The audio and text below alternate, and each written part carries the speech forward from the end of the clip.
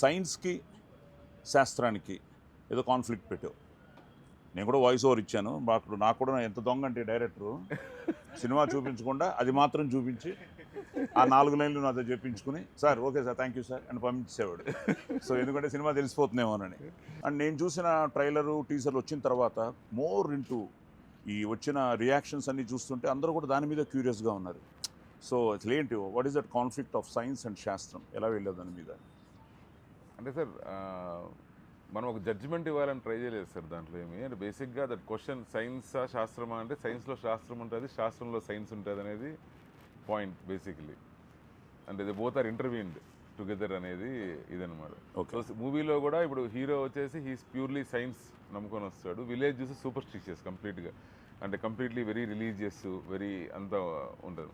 So న్యాచురల్గానే ఆటోమేటిక్గా ఒక conflict ఇద్దరి మధ్యలో ఏర్పడుతుంది. ఓకే, ఆ లాస్ట్ రెజల్యూషన్ బట్టి audience they should be able to interpret అనేసి, మనం పాస్ చేయట్లేదు మెసేజ్ని, వాళ్ళు ఇంటర్ప్రెట్ చేసుకోవాలని. Okay okay.